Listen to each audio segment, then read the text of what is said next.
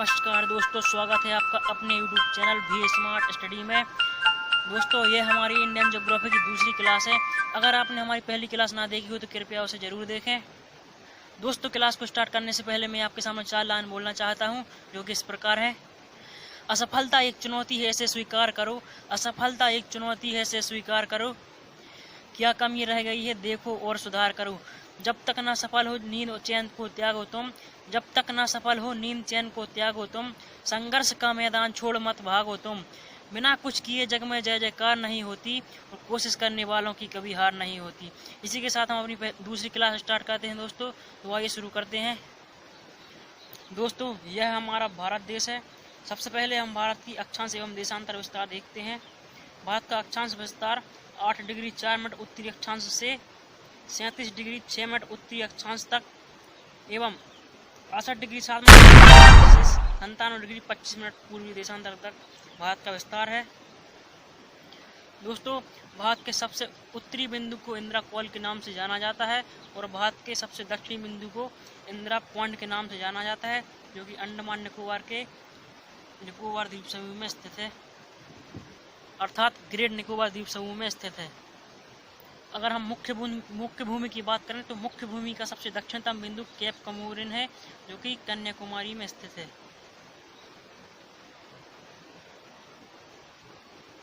दोस्तों, भारत का सबसे पूर्वी बिंदु किबुतु है, जो कि अरुणाचल प्रदेश में स्थित है, और भारत का सबसे पश्चिमी बिंदु गौरमाथा है, जो कि गुजरात राज्य में स्थित है।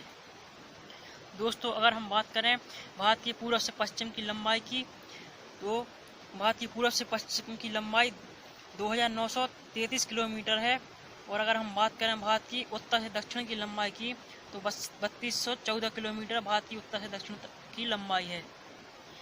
दोस्तों, हमारे देश के सबसे पूर्वी बिंदु जो किबुतु अरुणाचल प्रदेश में है, और सबसे पश्चिमी बिंदु गौरमाथा जो कि गुजरात राज्य में स्थित है, इन दोनों के बीच 30 डिग्री का अंतर है, अर्थात 30 डिग्री देशांतर का अंतर है।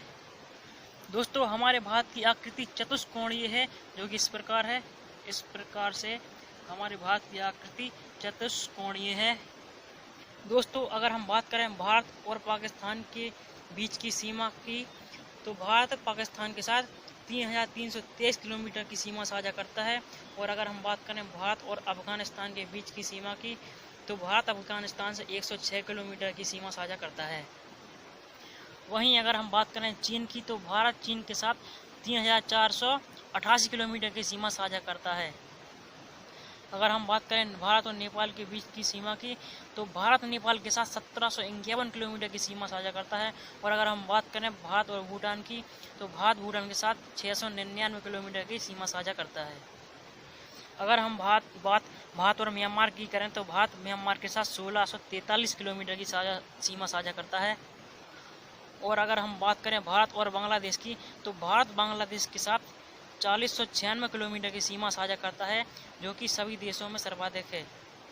अर्थात सबसे लंबी सीमा साझा भारत बांग्लादेश के साथ साझा करता है, जिसकी लंबाई है 4096 किलोमीटर। दोस्तों, भारत के उत्तर की ओर यहाँ पर पामीर का पठार स्थित है, जिसके लिए विश्व की छत कहा जाता है, और भारत के उत्तर पश्चिम में हिंदू कुश सुलेमान की पहाड़ियाँ हैं। अगर हम बात करें भारत के उत्तर पूर्व की, तो उत्तर पूर्व में पूर्वांचल की पहाड़ियाँ स्थित हैं। दोस्तों, अगर हम बात म्यांमार की करें, तो इरावती नदी को म्यांमार की जीवन रेखा कहा जाता है, जो कि यहाँ कहीं से होकर गुजरती है।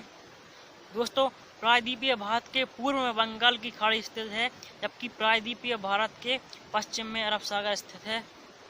दोस्तों, भारत का प्रायद्वीपीय भाग हिंद महासागर की ओर उभरा हुआ है, जो कि हिंद महासागर को 2 भागों में बांटता है, पूर्व में बंगाल की खाड़ी और पश्चिम में अरब सागर। दोस्तों, बंगाल की खाड़ी में अंडमान निकोबार द्वीप समूह स्थित हैं, और अरब सागर में लक्षद्वीप द्वीप समूह स्थित है। दोस्तों, भारत श्रीलंका से पाक जल संधि और मन्नार की खाड़ी से अलग होता है। अगर हम बात करें जल संधि की, 2 स्थलीय भागों को बीच से डिवाइड करने वाली विशाल जल राशि को जल संधि कहा जाता है, जो कि ये भारत का सबसे दक्षिणतम बिंदु केप कमोरिन है, और यहाँ से श्रीलंका लगता है। दोस्तों, यहाँ से जिस जल संधि से अलग होता है उसे पाक जल संधि कहते हैं। दोस्तों, यहाँ पर जो छोटे छोटे द्वीप समूह दिखाई दे रहे हैं, यह आदम्स ब्रिज है, जिसे राम सेतु के नाम से भी जाना जाता है। दोस्तों, मालदीव और मिनिकॉय द्वीप के बीच 8 डिग्री चैनल बनता है, जो कि एक जलीय सीमा है। वहीं अगर हम बात करें मिनिकॉय द्वीप और लक्षद्वीप की, तो मिनिकॉय द्वीप और लक्षद्वीप के बीच 9 डिग्री का चैनल बनता है। 10 डिग्री चैनल अंडमान निकोबार के मध्य बनता है, जो कि अंडमान को निकोबार से अलग करता है। दोस्तों, अंडमान निकोबार के निकोबार द्वीप समूह और इंडोनेशिया के मध्य ग्रेट चैनल या महान चैनल बनता है। दोस्तों, और अगर हम बात करें म्यांमार की, तो उत्तरी अंडमान और म्यांमार के बीच कोको द्वीप समूह है, जो कि म्यांमार में पड़ता है। तो म्यांमार और उत्तरी अंडमान के बीच कोको चैनल बनता है। आइए दोस्तों, कुछ और जानकारी लेते हैं। भारत की स्थलीय सीमा की लंबाई लगभग 15,200 किलोमीटर है, अर्थात यह भारत की स्थलीय सीमा है, जो कि भारत के पड़ोसी देशों से लगी हुई है। इसकी जो कुल लंबाई है 15,200 किलोमीटर लंबाई है। जबकि अगर हम तटरेखा की बात करें, तो तटरेखा की लंबाई 7,516.6 किलोमीटर भारत की कुल तटरेखा की लंबाई है। दोस्तों, ये भारत की तटरेखा है, और कुछ यहाँ पर अंडमान निकोबार द्वीप समूह के पास ये भारत की तटरेखा है। भारतीय उपमहाद्वीप के अंतर्गत भारत, बांग्लादेश, नेपाल, भूटान, पाकिस्तान सहित कुल 5 देश आते हैं। दोस्तों, भारतीय उपमहाद्वीप के अंतर्गत भारत, बांग्लादेश, भूटान, नेपाल और पाकिस्तान सहित 5 देश आते हैं। दोस्तों, क्षेत्रफल की दृष्टि से भारत से बड़े देशों को क्रमशः देखते हैं, तो विश्व में सबसे बड़ा देश है रूस, उसके बाद कनाडा, कनाडा के बाद चीन, चीन के बाद संयुक्त राज्य अमेरिका, संयुक्त राज्य अमेरिका के बाद ब्राज़ील, उसके बाद ऑस्ट्रेलिया, और 7वें नंबर पर हमारा देश भारत। दोस्तों, अगर हम बात करें भारत की मानक समय रेखा की, तो 82.5 डिग्री पूर्वी देशांतर को भारत की मानक समय रेखा माना गया है, जो कि उत्तर प्रदेश के मिर्जापुर से होकर गुजरती है। दोस्तों, अगर हम भारत के तटों की करें, तो गुजरात के पश्चिम में यहाँ पर कच्छ का तट स्थित है, यहाँ पर काठियावाड़ तट स्थित है, इसके बाद कोंकण तट, कनारा तट, और केरल के पश्चिम में मालाबार तट स्थित है। दोस्तों, तमिलनाडु के पूर्व में कोरोमंडल तट स्थित है, यहाँ पर उत्तरी सरकार तट, उत्कल तट, और यहाँ पर बेगा तट स्थित है। दोस्तों, तटों के बारे में अक्सर एग्जाम में पूछ लिया जाता है, एक बार फिर से देखते हैं। गुजरात के पश्चिम में यहाँ पर काठियावाड़ तट स्थित है, यहाँ पर काठियावाड़ तट स्थित है, यहाँ कच्छ का तट स्थित है, उसके बाद कोंकण तट, कनारा तट, मालाबार तट, यहाँ पर कोरोमंडल तट, उत्तरी सरकार तट, उत्कल तट, और यहाँ पर बेगा तट स्थित है। दोस्तों, हमारे देश की जलीय सीमा को 3 भागों में बांटा गया है। सबसे पहले प्रादेशिक जल सीमा, यह तटरेखा से 12 किलोमीटर, यह तटरेखा से 12 समुद्री मील या नॉटिकल मील दूर तक स्थित है। दोस्तों, प्रादेशिक जलीय सीमा भारत के तटरेखा से 12 किलोमीटर दूरी तक स्थित है। यहाँ पर भारत को सभी संसाधनों का विद्रोहन करने का पूर्ण अधिकार है। दोस्तों, अगर हम बात करें संलग्न क्षेत्रफल की, तो प्रादेशिक सीमा अर्थात 12 समुद्री मील से 24 समुद्री मील तक भारत की संलग्न क्षेत्रफल की लंबाई है, अर्थात इसका विस्तार है। संलग्न क्षेत्रफलीय सीमा में भारत को आप्रवासी कानून, सीमा शुल्क, पर्यावरण स्वच्छता एवं राजकोषीय अधिकार इत्यादि अधिकार भारत को प्राप्त हैं। अर्थात दोस्तों, भारत संलग्न क्षेत्रफल में आप्रवासी कानून, सीमा शुल्क ले सकता है, पर्यावरणीय सुरक्षा का ध्यान रख सकता है, एवं राजकोषीय अधिकार भारत को प्राप्त है। अगर हम बात करें अनन्य आर्थिक क्षेत्र की, यह 24 से 200 समुद्री मील के मध्य या समुद्री मील या नॉटिकल मील के मध्य 176 समुद्री मील तक स्थित है। अनन्य आर्थिक क्षेत्र के अंतर्गत भारत को सागरीय जल शक्ति, सागरीय संसाधनों व जीवों को संरक्षण का अधिकार प्राप्त है। जीवों का सर्वेक्षण, विदोहन, संरक्षण और अनुसंधान की शक्ति एवं खनिज संपदा के विदोहन का भारत को पूर्ण अधिकार प्राप्त है। तो दोस्तों, इस प्रकार से भारत की जलीय सीमा को 3 भागों में बांटा गया है। दोस्तों, ये हमारा भारत है। ये 23.5 डिग्री उत्तरी अक्षांश जो कि कर्क रेखा है, यह हमारे भारत देश के 8 राज्यों से होकर गुजरती है। इनको क्रमशः देखते हैं। सबसे पहले गुजरात से होकर गुजरती है, उसके बाद से राजस्थान, फिर मध्य प्रदेश, छत्तीसगढ़, झारखंड की राजधानी रांची, पश्चिम बंगाल, त्रिपुरा और मिजोरम, इन 8 राज्यों से होकर भारत कर्क रेखा गुजरती है। एक बार फिर से देखते हैं। गुजरात, राजस्थान, मध्य प्रदेश, छत्तीसगढ़, झारखंड, पश्चिम बंगाल, त्रिपुरा और मिजोरम। दोस्तों, 82.5 डिग्री पूर्वी देशांतर को भारत की मानक समय रेखा निर्धारित किया गया है, जो कि यह उत्तर प्रदेश के मिर्जापुर से होकर गुजरती है। भारत के उत्तर पश्चिम तथा उत्तर पूर्वी सीमा पर नवीनतम वलित पर्वत है। अर्थात दोस्तों, ये हमारे भारत का उत्तर पश्चिम है यहाँ पर, और उत्तर पूर्वी सीमा पर वलित पर्वत जो कि नवीनतम है वो स्थित है। इसके दक्षिण का भूभाग उत्तर में चौड़ा है। भारत के जो दक्षिण का ये भूभाग है, यह उत्तर में चौड़ा है और 5 डिग्री उत्तरी अक्षांश से हिंद महासागर की ओर सकरा होता गया है। अर्थात दोस्तों, ये जो हमारे भारत का प्रायद्वीपीय भाग है, यह 22 डिग्री उत्तरी अक्षांश से हिंद महासागर की ओर क्रमशः सकरा होता गया है। इसके पश्चिम में अरब सागर तथा पूर्व में बंगाल की खाड़ी स्थित है। अर्थात दोस्तों, प्रायद्वीपीय भारत के पूर्व में बंगाल की खाड़ी और प्रायद्वीपीय भारत के पश्चिम में अरब सागर स्थित है। गुजरात से अरुणाचल प्रदेश के स्थानीय समय में 2 घंटे का अंतर है।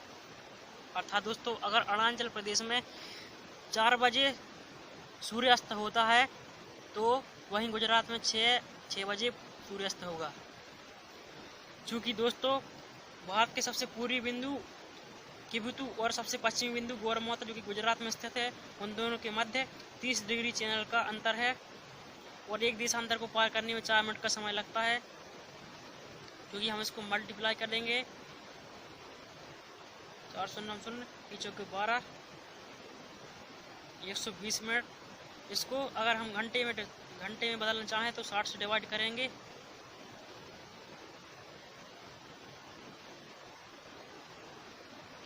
तो 2 घंटे आएगा। अर्थात भारत के सबसे पूर्वी बिंदु और पश्चिम बिंदु में 2 घंटे का अंतर है।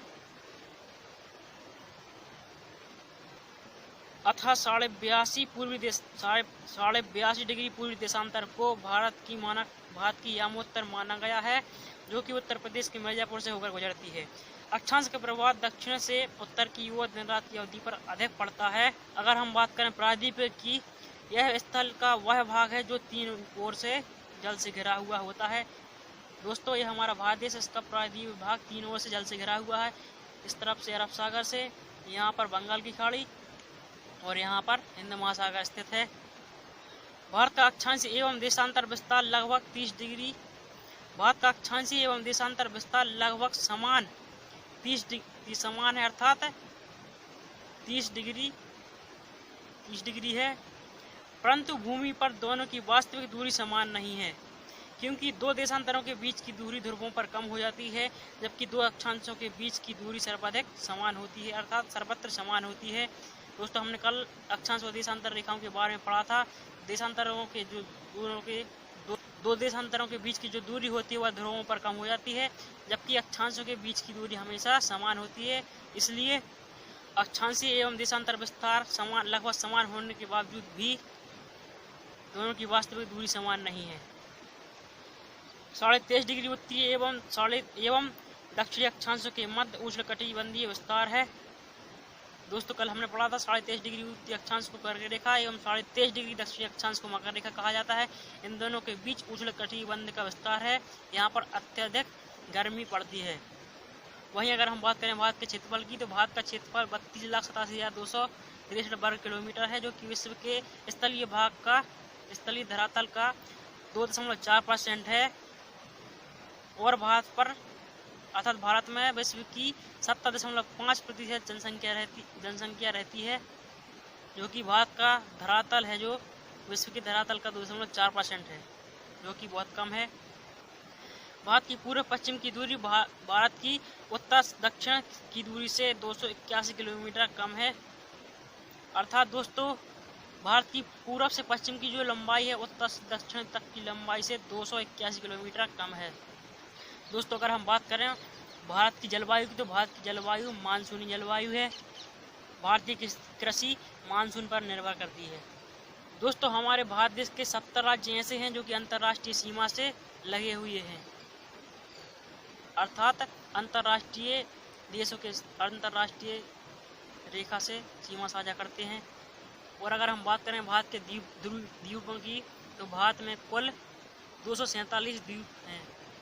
दोस्तों अगर हम बात करें भारत के अन्य नामों की, तो आर्यवर्त, जम्मू द्वीप, भारतवर्ष, हिंदुस्तान, इंडिया जो कि भारत के अन्य नाम हैं, नई दिल्ली जो कि भारत देश की राजधानी है। दोस्तों हमारे देश का राष्ट्रीय पशु बाघ है, राष्ट्रीय पक्षी मोर है, राष्ट्रीय विरासत पशु हाथी है, राष्ट्रीय वृक्ष बरगद और राष्ट्रीय पुष्प कमल है, राष्ट्रीय चिन्ह अशोक स्तंभ है।